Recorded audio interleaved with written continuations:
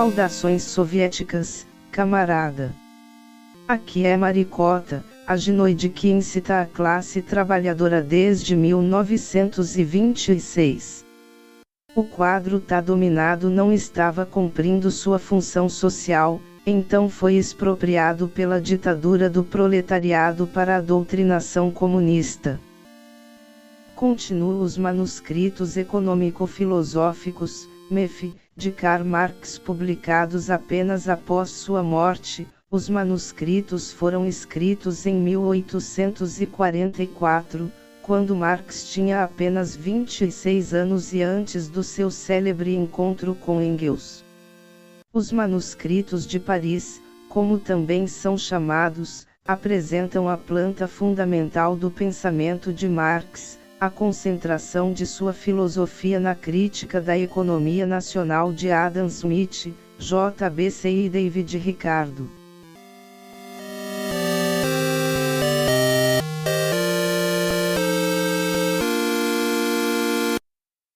Manuscritos econômico-filosóficos por Karl Marx. Terceiro manuscrito: Propriedade privada e comunismo. AD página 39.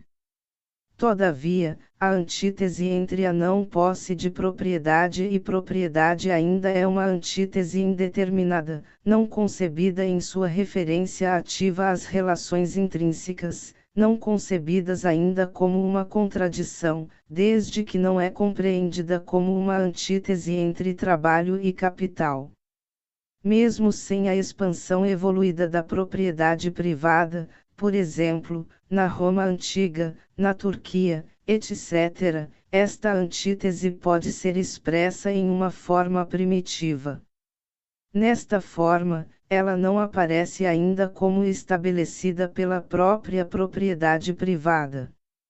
O trabalho, porém, a essência subjetiva da propriedade privada como exclusão de propriedade, e o capital, trabalho objetivo como exclusão de trabalho, constituem propriedade privada como a relação ampliada da contradição e, pois, uma relação dinâmica que tende a resolver-se. Ad ibidem. A substituição do autoalheamento segue a mesma marcha do autoalheamento. A propriedade privada é primeiro considerada somente em seu aspecto objetivo, mas considerado o trabalho como sua essência. Sua maneira de existir, portanto, é o capital, que é necessário abolir, como tal. Purdon.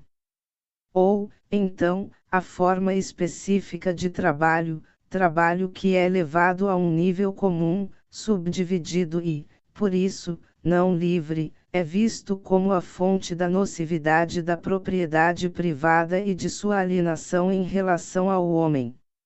Fourier, de acordo com os fisiocratas, encara o trabalho agrícola como sendo, no mínimo, o tipo exemplar de trabalho. Saint-Simon assevera, pelo contrário, ser o trabalho industrial, como tal, a essência do trabalho, e em consequência pleiteia o papel exclusivo dos industriais e um melhoramento da situação dos operários. Finalmente, o comunismo e a expressão positiva da abolição da propriedade privada e, em primeiro lugar, da propriedade privada universal. Entendendo essa relação em seu aspecto universal, o comunismo é, em sua primeira forma, apenas a generalização e concretização dessa relação. Como tal, ele aparece numa forma dupla, a ascendência da propriedade material avulta de tal maneira que visa a destruir tudo que for incapaz de ser possuído por todos como propriedade privada. Ele quer abolir o talento, etc., pela força. A posse física imediata parece-lhe a única meta da vida e da existência. O papel do trabalhador não é abolido, mas ampliado a todos os homens. A relação da propriedade privada continua a ser a da comunidade com o mundo das coisas. Por fim, essa tendência a opor a propriedade privada em geral à propriedade privada é expressa de maneira animal. O casamento, que é incontestavelmente a forma de propriedade privada exclusiva, é posto em contraste com a comunidade das mulheres, em que estas se tornam comunais e propriedade comum. Pode-se dizer que essa ideia de comunidade das mulheres é o segredo de Polichinelo desse comunismo inteiramente vulgar e irrefletido. Assim como as mulheres terão de passar do matrimônio para a prostituição universal, igualmente todo o mundo das riquezas, o mundo objetivo do homem, terá de passar da relação de casamento exclusivo com o proprietário particular para a de prostituição universal com a comunidade. Esse comunismo, que nega a personalidade do homem em todos os setores, é somente a expressão lógica da propriedade privada, que é essa negação. A inveja universal estabelecendo-se como uma potência é apenas uma forma camuflada de cupidez que se restaura e satisfaz de maneira diferente.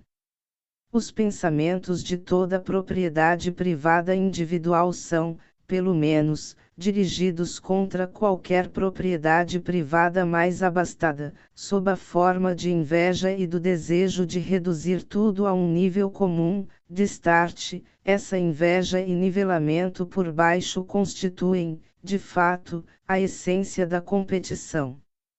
O comunismo vulgar é apenas o paroxismo de tal inveja e nivelamento por baixo, baseado em um mínimo preconcebido.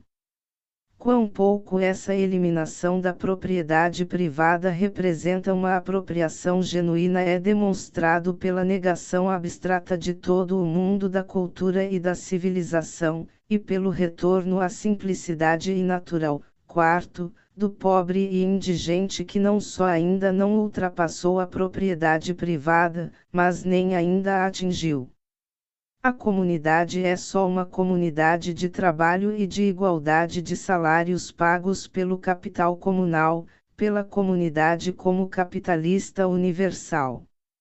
Os dois aspectos da relação são elevados a uma suposta universalidade, o trabalho como uma situação em que todos são colocados, e o capital como a universalidade e poder admitidos na comunidade. Na relação com a mulher, como presa e serva da luxúria comunal, manifesta-se a infinita degradação em que o homem existe para si mesmo, pois o segredo dessa relação encontra sua expressão inequívoca, inconteste, franca e patente na relação do homem com a mulher e na maneira pela qual se concebe a relação direta e natural da espécie. A relação imediata, natural e necessária de ser humano como ser humano é também a relação do homem com a mulher. Nesta relação natural da espécie, a relação do homem com a natureza é diretamente sua relação com o homem, e sua relação com o homem é diretamente sua relação com a natureza, com sua própria função natural. Portanto, nessa relação se revela sensorialmente, reduzida a um fato observável, até que ponto a natureza humana se tornou natureza para o homem e a natureza se tornou natureza humana para ele. Dessa relação, pode-se estimar todo o nível de evolução do homem. Conclui-se, do caráter dessa relação, até que ponto o homem se tornou, e se entende assim, um ser-espécie, um ser humano. A relação do homem com a mulher é a mais natural de ser humano com ser humano. Ela indica, por conseguinte, até que ponto o comportamento natural do homem se tornou humano, e até que ponto sua essência humana se tornou uma essência natural para ele, até que ponto sua natureza humana se tornou natureza para ele. Também mostra até que ponto as necessidades do homem se tornaram necessidades humanas e, consequentemente, até que ponto a outra pessoa, como pessoa, se tornou uma de suas necessidades, e até que ponto ele é, em sua existência individual, ao mesmo tempo um ser social. A primeira anulação positiva da propriedade privada, o comunismo vulgar, é, portanto, apenas uma forma fenomenal da infâmia da propriedade privada representando-se como comunidade positiva. 2. O comunismo, ainda político em sua natureza, democrático ou despótico, b. com a abolição do Estado, mas ainda incompleto e influenciado pela propriedade privada, isto é, pela alienação do homem. Em ambas as formas, o comunismo já se dá conta de ser a reintegração do homem, seu retorno a si mesmo, o repúdio da autoalienação do homem. Porém, como ainda não aprendeu a natureza positiva da propriedade privada, ou a natureza humana das necessidades, ainda se acha cativo e contaminado pela propriedade privada. Compreendeu bem o conceito, mas não a essência. 3. O comunismo é a abolição positiva da propriedade privada, da autoalienação humana e, pois, a verdadeira apropriação da natureza humana através do e para o homem. Ele é, portanto, o retorno do homem a si mesmo como um ser social, isto é, realmente humano, um regresso completo e consciente que assimila toda a riqueza da evolução precedente. O comunismo como um naturalismo plenamente desenvolvido é humanismo e como o humanismo plenamente desenvolvido é naturalismo. É a resolução definitiva do antagonismo entre o homem e a natureza, e entre o homem e seu semelhante. É a verdadeira solução do conflito entre existência e essência, entre objetificação e autoafirmação, entre liberdade e necessidade, entre indivíduo e espécie. É a resposta ao enigma da história e tem conhecimento disso. 5. Assim, todo o desenvolvimento histórico, tanto a gênese real do comunismo, o nascimento de sua existência empírica, quanto sua consciência pensante, e seu processo entendido e consciente de vir a ser, ao passo que o outro, o comunismo ainda não desenvolvido procura, em certas formas históricas contrárias à propriedade privada, uma justificação baseada no que já existe e, com esse fito, arranca de seu contexto elementos isolados desse desenvolvimento, cabível dele destacam-se. Entre os que se dedicam a esse passatempo, apresentando-os como provas de seu pedigree histórico. Ao fazê-lo ele deixa claro que, de longe, a maior parte desse desenvolvimento contradiz suas próprias afirmações e que, se jamais existiu, sua existência pretérita refuta sua pretensão à entidade essencial. É fácil entender a necessidade que leva todo movimento revolucionário a encontrar sua base empírica, assim como a teórica, na evolução da propriedade privada e, mais precisamente, do sistema econômico. Essa propriedade privada material, diretamente perceptível, é a expressão material e sensória da vida humana alienada. Seu movimento produção e consumo, e a manifestação sensória do movimento de toda a produção anterior, e é, a realização ou realidade do homem. A religião, a família, o Estado, o direito, a moral, a ciência, a arte, etc., são apenas formas particulares de produção e enquadram-se em sua lei geral. A substituição positiva da propriedade privada como apropriação da vida humana, portanto, é a substituição de toda alienação, e o retorno do homem, da religião, do Estado, da família, etc., para sua vida humana, isto é, social. A alienação religiosa como tal, ocorre somente no campo da consciência, na vida interior do homem, mas a alienação econômica e a da vida real, e por isso, sua substituição afeta ambos os aspectos. Está claro, a evolução em diferentes nações tem início diferente, conforme a vida efetiva e estabelecida das pessoas esteja mais vinculada ao reino da mente ou ao mundo exterior, seja mais uma vida real ou ideal. O comunismo começa onde começa o ateísmo, Owens, mas o ateísmo de início está bem longe de ser comunismo, de fato, ele é, na maior parte, ainda uma abstração. Assim, a filantropia do ateísmo é, a princípio, unicamente uma filantropia filosófica abstrata, enquanto a do comunismo é desde logo real e orientada e voltada para a ação. Vimos como, na suposição da propriedade privada ter sido positivamente revogada, o homem produz o homem, a si mesmo e a outros homens, como o objeto que é a atividade direta de sua personalidade, ao mesmo tempo é a existência dele para outros homens e a destes para ele. Analogamente, o material do trabalho e o próprio homem como sujeito são o ponto de partida, bem como o resultado, desse movimento, e porque deve haver esse ponto de partida, a propriedade privada é uma necessidade histórica. Por conseguinte, o caráter social e o caráter universal de todo o movimento, da mesma forma que a sociedade produz o homem como homem, também ela é produzida por ele. A atividade e o espírito são sociais em seu conteúdo, assim como em sua origem, eles são atividade social e espírito social. O significado humano da natureza só existe para o homem social, porque só neste caso a natureza é um laço com outros homens, a base de sua existência para outros e da existência destes para ele.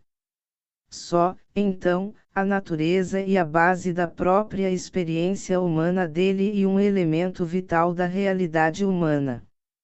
A existência natural do homem tornou-se, com isso, sua existência humana, e a própria natureza tornou-se humana para ele.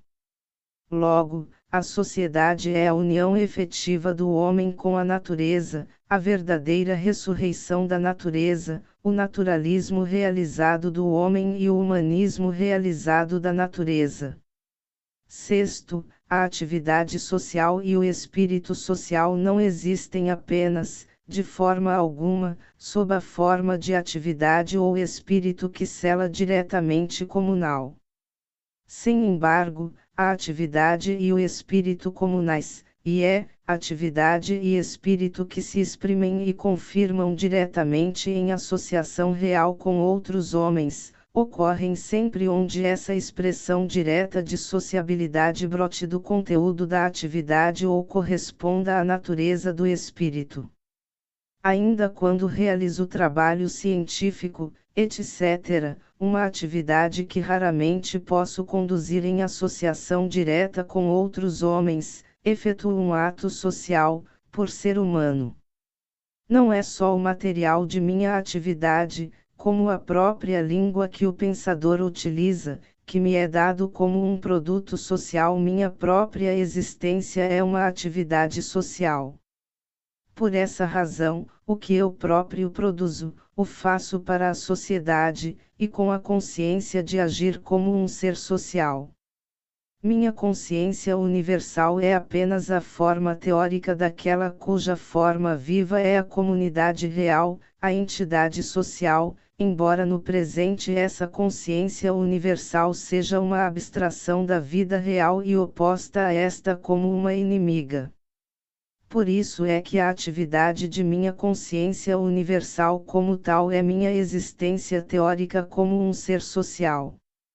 Acima de tudo, é mister evitar conceber a sociedade uma vez mais como uma abstração com que se defronta o indivíduo. O indivíduo é o ser social. A manifestação da vida dele, ainda quando não apareça diretamente sob a forma de manifestação comunal, realizada em associação com outros homens, é, por conseguinte, uma manifestação e afirmação de vida social. A vida humana individual e a vida espécie não são coisas diferentes, conquanto o modo de existência da vida individual seja um modo mais específico ou mais geral da vida espécie, ou da vida espécie seja um modo mais específico ou mais geral da vida individual. Em sua consciência como espécie, o homem confirma sua verdadeira vida social, e reproduz sua existência real em pensamento. Reciprocamente, a vida espécie confirma-se na consciência como espécie e existe por si mesma em sua universalidade como ser pensante. Embora o homem seja um indivíduo original, e é justamente esta particularidade que o torna um indivíduo, um ser comunal realmente individual, ele é igualmente o conjunto ideal, a existência subjetiva da sociedade como é imaginada e vivenciada. Ele existe na realidade como a representação e o verdadeiro espírito da existência social, e como a soma da manifestação humana da vida. Pensar e ser são deveras distintos, mas também formam uma unidade. A morte parece ser uma impiedosa vitória da espécie sobre o indivíduo e contradizer sua unidade, porém, o indivíduo em particular é apenas um determinado ente espécie, e, como tal, mortal. 4. Tal e qual a propriedade privada é a mera expressão sensorial do fato de o homem ser ao mesmo tempo um fato objetivo para si mesmo e tornar-se um objeto estranho e não humano para si mesmo, tal e qual sua manifestação de vida é também sua alienação da vida e sua realização própria uma perda da realidade, o aparecimento de uma realidade estranha, assim também a revogação positiva da propriedade privada, e é, a apropriação sensorial da essência humana e da vida humana do homem objetivo e das criações humanas, pelo e para o homem, não devem ser consideradas exclusivamente na acepção de fruição imediata e exclusiva, ou na de possuir ou ter. O homem apropria seu ser multiforme de maneira global, e portanto como homem integral. Todas as suas relações humanas com o mundo, ver, ouvir, cheirar, saborear, pensar, observar, sentir, desejar, agir, amar, em suma, todos os órgãos de sua individualidade, como órgãos que são de forma diretamente comunal. 7. São, em sua ação objetiva, sua ação com relação ao objeto, a apropriação desse objeto, a apropriação da realidade humana. A maneira pela qual eles reagem ao objeto é a confirmação da realidade humana. 1. É efetividade humana e sofrimento humano, pois o sofrimento, considerado humanamente, é uma fruição do eu pelo homem.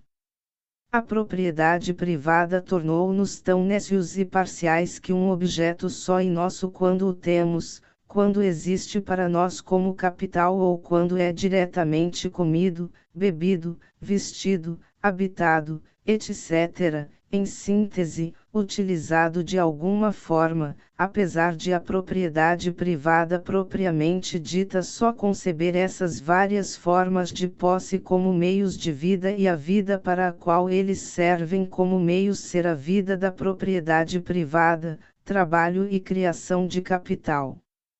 Assim, todos os sentidos físicos e intelectuais foram substituídos pela simples alienação de todos eles, pelo sentido de ter. O ser humano tinha de ser reduzido a essa pobreza absoluta a fim de poder dar à luz toda a sua riqueza interior. Sobre a categoria de ter, ver res em 21 folhas. A anulação da propriedade privada é, pois, a emancipação completa de todos os atributos e sentidos humanos. Ela é essa emancipação porque esses atributos e sentidos tornarão-se humanos, tanto sob o ponto de vista subjetivo quanto sob o objetivo. O olho tornou-se olho humano quando seu objeto passou a ser um objeto humano, social, criado pelo homem e a este destinado. Os sentidos, portanto, tornarão-se diretamente teóricos na prática. Eles se relacionam com a coisa em atenção a esta, mas a própria coisa é uma relação humana objetiva consigo mesma e com o homem, e vice-versa. 2. A necessidade e a fruição, portanto, perderam seu caráter egoísta, e a natureza perdeu sua mera utilidade pelo fato de sua utilização ter se tornado utilização humana. Semelhantemente, os sentidos e os espíritos dos outros homens tornarão-se sua própria apropriação. Logo, além desses órgãos diretos, são constituídos órgãos sociais sob a forma de sociedade, por exemplo, a atividade em associação direta com outros tornou-se um órgão para a manifestação da vida e um modo de apropriação da vida humana. Por conseguinte, ela valia tanto quanto as tendências da natureza e das atividades humanas. 2. Na prática, só posso relacionar-me de maneira humana com uma coisa quando esta se relaciona de maneira humana com o homem. É evidente que o olho humano aprecia as coisas de maneira diferente do olho bruto, não humano, assim como o ouvido humano diferentemente do ouvido bruto. Conforme vimos, é só quando o objeto se torna um objeto humano, ou humanidade objetiva, que o homem não fica perdido nele. Isso somente é possível quando o objeto se torna um objeto social, e quando ele próprio se torna um ser social e a sociedade se torna para ele, nesse objeto, um ser. Por um lado, é só quando a realidade objetiva em toda parte se torna para o homem em sociedade a realidade das faculdades humanas, a realidade humana, e portanto a realidade de suas próprias faculdades, que todos os objetos se tornam para ele a objetificação dele próprio. Os objetos, então, confirmam e realizam a individualidade dele, eles são os objetos dele próprio, e o próprio homem torna-se o objeto. A maneira pela qual esses objetos passam a ser dele, depende da natureza do objeto e da natureza da faculdade correspondente, pois é exatamente o caráter determinado dessa relação que constitui o modo real específico de afirmação. O objeto não é o mesmo para o olho que para o ouvido que para o olho. O caráter distintivo de cada faculdade é precisamente sua essência característica e, pois, também, o modo característico de sua objetificação, de seu ser objetivamente real, vivo. Portanto, não é apenas em pensamento, oitavo, mas por intermédio de todos os sentidos que o homem se afirma no mundo objetivo. Consideremos, a seguir, o aspecto subjetivo. O sentido musical do homem só é despertado pela música. A mais bela música não tem significado para o ouvido não musical, não e um objeto para ele, porque meu objeto só pode ser a corroboração de uma de minhas próprias faculdades. Ele só pode existir para mim na medida em que minha faculdade existe por si mesma como capacidade subjetiva, porquanto o significado de um objeto para mim só se estende até onde o sentido se estende, só faz sentido para um sentido adequado. Por essa razão, os sentidos do homem social são diferentes dos do homem não social. E só por intermédio da riqueza objetivamente desdobrada do ser humano que a riqueza da sensibilidade humana subjetiva, um ouvido musical, um olho sensível à beleza das formas, em suma, sentidos capazes de satisfação humana e que se confirmam como faculdades humanas, é cultivada ou criada. Pois não são apenas os 5 sentidos, mas igualmente os chamados sentidos espirituais, os sentidos práticos, desejar, amar, etc., em suma, a sensibilidade humana e o caráter humano dos sentidos, que só podem vingar através da existência de seu objeto, através da natureza humanizada. O cultivo dos 5 sentidos é a obra de toda a história anterior. O sentido subserviente às necessidades grosseiras só tem um significado restrito. Para um homem faminto, a forma humana de alimento não existe, mas apenas seu caráter abstrato como alimento. Poderia muito bem existir na mais tosca forma, e é impossível afirmar de que modo essa atividade de alimentar-se diferia da dos animais. O homem necessitado, assoberbado de cuidados, não é capaz de apreciar o mais belo espetáculo. O vendedor de minerais só vê seu valor comercial, não sua beleza ou suas características particulares. Ele não possui senso mineralógico. Assim, a objetificação da essência humana, tanto teórica quanto praticamente, é necessária para humanizar os sentidos humanos, e também para criar os sentidos humanos correspondentes a toda a riqueza do ser humano e natural.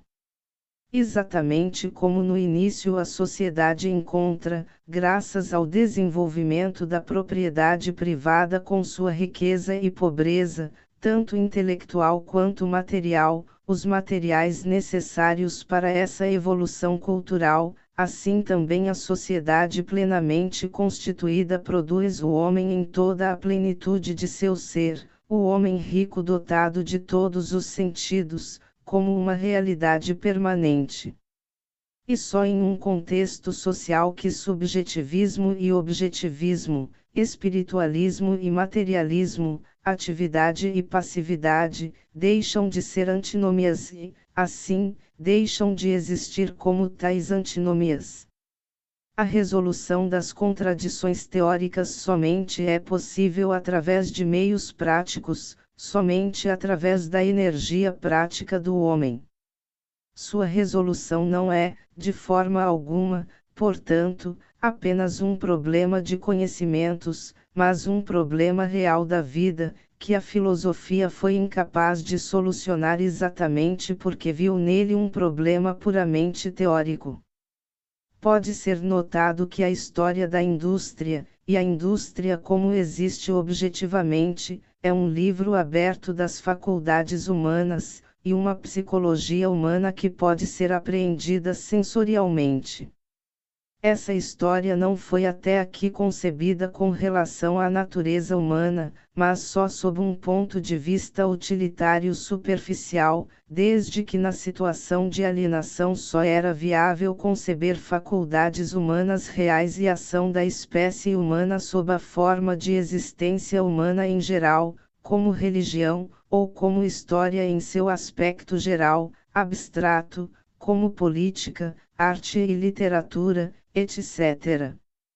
A indústria material cotidiana, que pode ser concebida como parte daquela evolução geral, ou igualmente, a evolução geral pode ser concebida como parte específica da indústria, visto que toda a atividade humana até agora tem sido trabalho, e é, indústria, atividade autoalienação, revela-nos, sob a forma de objetos úteis sensoriais, de maneira alienada, as faculdades humanas essenciais transformadas em objetos. Nenhuma psicologia para a qual esse livro, e é, parte mais sensivelmente presente e acessível da história, permaneça fechado, pode tornar-se uma ciência de verdade com um conteúdo genuíno. Que se deve pensar de uma ciência que se mantém apartada de todo esse enorme campo do trabalho humano e que não se sente sua própria inadequação, mesmo que essa grande riqueza de atividade humana nada mais signifique para ela senão, quiçá, o que pode ser expresso na simples expressão, necessidade, necessidade comum. As ciências naturais desenvolveram uma atividade tremenda e reuniram uma sempre crescente massa de dados. Mas a filosofia tem se mantido alheia a essas ciências, exatamente como elas o têm feito em relação à filosofia. Sua momentânea aproximação foi somente uma ilusão fantasiosa. Havia um desejo de união, mas faltou o poder para efetivá-la. A própria historiografia só leva a ciência natural em conta fortuitamente, encarando-a como um fator de esclarecimento, de utilidade prática e de determinados grandes descobrimentos. A ciência natural, contudo, penetrou mais praticamente na vida humana por intermédio da indústria. Ela transformou a vida humana e preparou a emancipação da humanidade, conquanto seu efeito imediato fosse acentuar a desumanização do homem. A indústria é a relação histórica concreta da natureza, e portanto da ciência natural, com o homem. Se a indústria é concebida como a manifestação esotérica das faculdades humanas essenciais, a essência humana da natureza e a essência natural do homem também podem ser entendidas. A ciência natural, então, abandonará sua orientação materialista abstrata, ou melhor, idealista, e se tornará a base de uma ciência humana, tal como já se converteu, malgrado de forma alienada, em base da vida humana prática. Uma base para a vida e outra para a ciência é, a priori, uma falsidade. A natureza, como se desenvolve através da história humana, no ato de gênese da sociedade humana, é a natureza concreta do homem, assim, a natureza, como se desenvolve por intermédio da indústria, embora de forma alienada, é verdadeiramente natureza antropológica.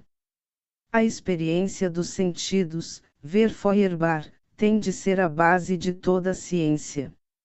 A ciência só é ciência genuína quando procede da experiência dos sentidos, nas duas formas de percepção sensorial e necessidade sensória, e é, só quando procede da natureza. O conjunto da história é uma preparação para o homem tornar-se um objeto da percepção sensorial, e para o desenvolvimento das necessidades humanas, as necessidades do homem como tal. A própria história é uma parte real da história natural, do aperfeiçoamento da natureza até chegar ao homem. A ciência natural algum dia incorporará a ciência do homem, exatamente como a ciência do homem incorporará a ciência natural, haverá uma única ciência. O homem é o objeto direto da ciência natural, porque a natureza diretamente perceptível é para o homem experiência sensorial. Sua própria experiência sensorial só existe como a outra pessoa que lhe é diretamente apresentada de maneira sensorial. Sua própria experiência sensorial só existe como experiência sensorial humana através da outra pessoa. Mas, a natureza é o objeto direto da ciência do homem. O primeiro objeto para o homem, o próprio homem, é a natureza, a experiência sensorial, e as faculdades humanas sensoriais em particular, que só podem encontrar realização objetiva em objetos naturais, só podem alcançar o conhecimento próprio na ciência do ser natural. O próprio elemento do pensamento, o elemento da manifestação viva do pensamento, a linguagem, é de natureza sensorial. A realidade social da natureza e ciência natural humana ou ciência natural do homem, são expressões idênticas. A partir daqui, ver-se-á como, em lugar da riqueza e pobreza da economia política, teremos o homem rico e a plenitude da necessidade humana. O homem rico é, ao mesmo tempo, aquele que precisa de um complexo de manifestações humanas da vida, e cuja própria autorrealização existe como uma necessidade interior, como uma carência. Não só a riqueza como também a pobreza do homem, adquire, em uma perspectiva socialista, o significado humano, e portanto social. A pobreza é o vínculo passivo que leva o homem a experimentar uma carência da máxima riqueza, a outra pessoa. O ímpeto da entidade objetiva dentro de mim, a rotura sensorial de minha atividade vital, é a paixão que aqui se torna a atividade de meu ser.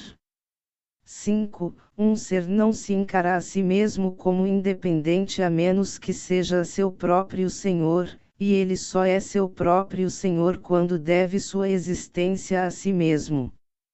Um homem que vive pelo favor de outro, considera-se um ser dependente. Mas, eu vivo completamente por favor de outra pessoa quando lhe devo não apenas a continuação de minha vida, como igualmente sua criação, quando ele é a origem dela. Minha vida tem forçosamente uma causa assim extrínseca quando não é de minha própria criação. A ideia de criação, pois, é difícil de eliminar da consciência popular. Essa consciência é incapaz de conceber a natureza e o homem existindo por sua própria conta, pois tal existência contraria todos os fatos tangíveis da vida prática. A ideia da criação da Terra recebeu sério golpe da ciência da geogenia, e é, da ciência que descreve a formação e o desenvolvimento da Terra como um processo de geração espontânea. Generatio a equívoca, geração espontânea, é a única refutação prática da teoria da criação. É fácil, todavia, deveras, dizer a um indivíduo em particular do que Aristóteles disse: você foi gerado por seu pai e sua mãe, e consequentemente foi o coito de dois seres humanos, um ato da espécie humana, que produziu o ser humano. Vê-se, pois, que mesmo em um sentido físico o homem deve sua existência ao homem. Por conseguinte, não basta ter em mente apenas um dos dois aspectos, a progressão infinita, e perguntar a seguir: quem gerou meu pai e meu avô? Também se tem de ter em vista o movimento circular, perceptível nessa progressão, segundo o qual o homem, no ato da geração, reproduz-se a si mesmo. Destarte, o homem sempre permanece como sujeito. Mas, responder-se-á, admito esse movimento circular, mas em troca você deve aceitar a progressão, que leva ainda mais adiante ao ponto onde eu pergunto: quem criou o primeiro homem e a natureza como um todo? Só posso responder: sua pergunta é, em si mesma, um produto da abstração. Pergunte a si mesmo como chegou a essa pergunta. Pergunte-se se sua pergunta não nasce de um ponto de vista a que eu não posso responder porque ele é deturpado. Pergunte-se se essa progressão existe como tal para o pensamento racional.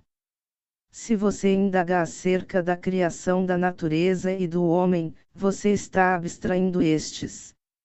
Você os supõe não existentes e quer que eu demonstre que eles existem. Replico: desista de sua abstração e ao mesmo tempo você abandonará sua pergunta. Ou então, se você quer manter sua abstração, seja coerente, e se pensa no homem e na natureza como não existentes. 11. Pense também em você como não existente, pois você também é homem e natureza.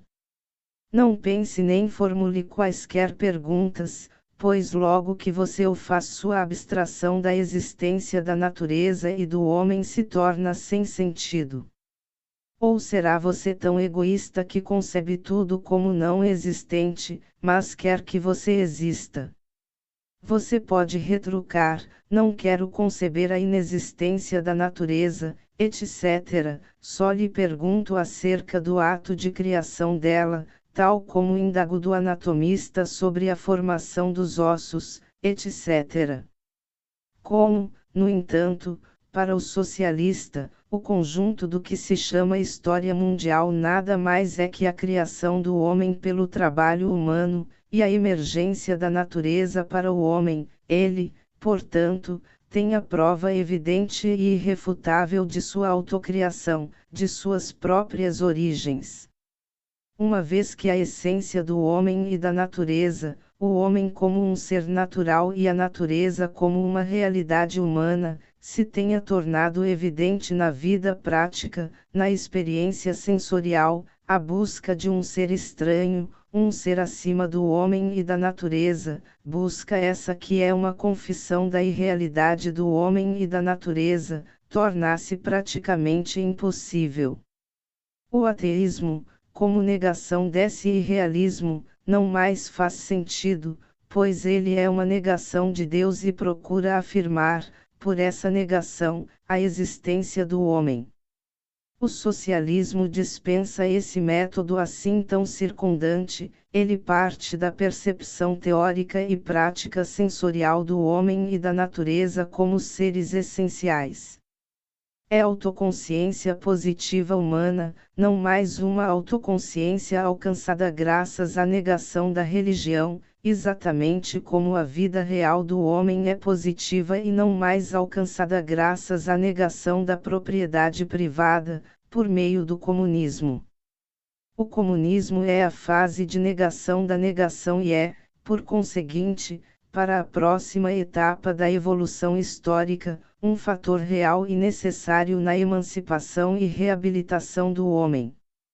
O comunismo é a forma necessária e o princípio dinâmico do futuro imediato, mas o comunismo não é em si mesmo a meta da evolução humana, a forma da sociedade humana.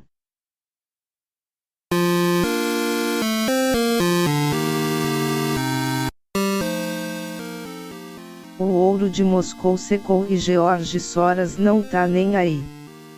Portanto precisamos capitalizar para derrubar o capital. Vai em apoia.se/OcioCast e ajude a causa. Deixe seu comentário em ociolevaauvicio.blogspot.com. Mande sua carta para ociolevaauvicio.podcast@gmail.com. Faça parte dos seguidores de Kelone no Telegram. Pie pra gente no @OcioCast. Nos dê seu coração em @OcioCast. Curta a página fb.com/OcioCast. Não temos nada a perder a não ser nossos grilhões. É tudo nosso.